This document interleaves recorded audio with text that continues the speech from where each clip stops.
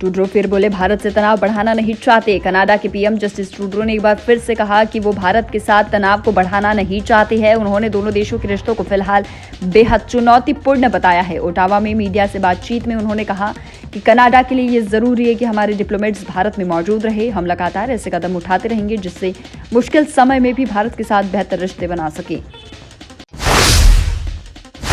नेपाल में बवाल, आगजनी, यूपी की सीमाएं सील। यूपी से सटे बहराइच जिले के नेपाल बॉर्डर पर तनावपूर्ण माहौल है। यहां नेपाल के बांका जिले में सद्भावना रैली के दौरान बवाल हो गया है। चारों तरफ हिंसा हो रही है। उपद्रवी दुकानों, गाड़ियों को आग लगा रही है। आने जाने वालों से मारपीट की जा रही है। उपद्रवियों को काबू करने के लिए पुलिस ने आंसू गैस के गोले छोड़े। यही नहीं, भीड़ को तीतर बितर करने के लिए गोली चलाई गई। इस हिंसा में अब तक 13 लोग घायल हो चुके हैं, जिसमें कुछ की हालत गंभीर है।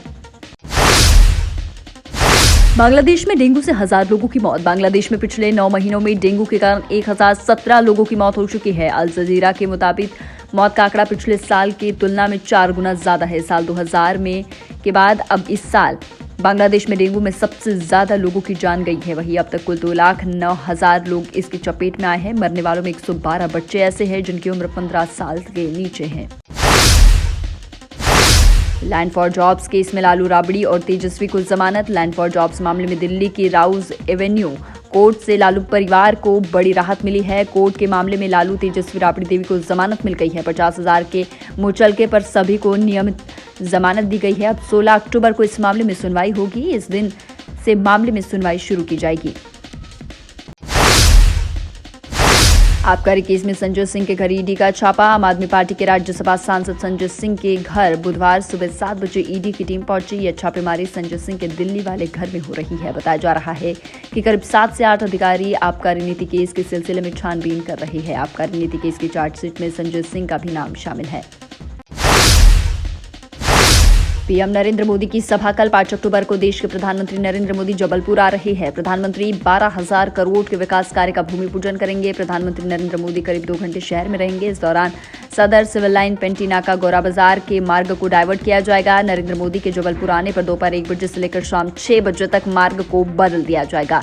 जबलपुर ट्रैफिक पुलिस ने शहर के लोगों से अपील की है कि 5 अक्टूबर को जब तक बहुत जरूरी काम न हो इस रूट का प्रयोग न करें, नहीं तो जाम में फंस सकते हैं।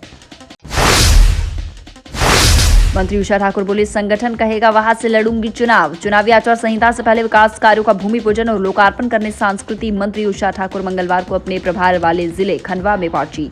यहां उन्होंने 150 करोड़ लागत की नर्मदा पेयजल लाइन का भूमि पूजन किया। वहीं जीडीसी कॉलेज के अतिरिक्त भवन का लोकार्पण किया। पार्टी में टिकट वितरण को लेकर कहा कि टिकट एक होता है, मांगने वाले 25 होते हैं। 25 को टिकट नहीं मिल सकता। कोई अगर निजी स्वार्थ में डूबकर कुछ भी प्रलाप करे तो उसका कोई औचित्य नहीं होता।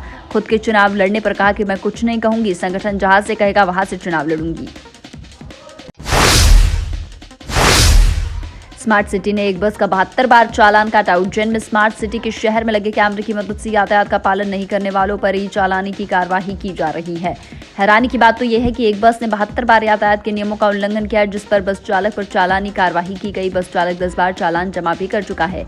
अब इस बस को जब्त करने की तैयारी है। आलू की बोरियों के बीच छुपाए 24 गौवंश। शिवपुरी के कोलारस में गौवंश से भरे ट्रक को पुलिस ने जब्त किया। इसके साथ ही 4 तस्करों को भी गिरफ्तार किया। आलू की बोरियों के बीच छुपाकर ले जा रहे थे गौवंश। कोलारस थाना प्रभारी जितेंद्र मावई ने बताया है कि आज सुबह 10 बजे के लगभग सूचना मिली थी कि पटोरा चौराहे से गौवंश की तस्करी ट्रक के जरिए की जा रही है। सूचना के बाद चेकिंग पॉइंट लगाकर शिवपुरी की ओर से आ रहे संदिग्ध ट्रक को रोककर तलाशी ली गई, जिसमें 24 गौवंश को आलू की बोरियों के बीच में छुपाकर ठूस ठूस कर भरा रखा था। पुलिस ने ड्राइवर सहित 4 गौ तस्करों को भी पकड़ा है। ऐसा अवसर पैदा नहीं हुआ जो मेरा काम न करे। भाजपा के राष्ट्रीय महासचिव और इंदौर 1 के प्रत्याशी कैलाश विजयवर्गीय का नया बयान सुर्खियों में है। मंगलवार रात चुनावी बैठक में कार्यकर्ताओं के सामने इंदौर सहित अफसरों को निशाने पर लिया है। उन्होंने कहा कि मध्य प्रदेश में ऐसा कोई अधिकारी पैदा नहीं हुआ जो मैं फोन करूं और काम न करे। मेरा टिकट होते ही कई अधिकारियों की नींद उड़ गई है।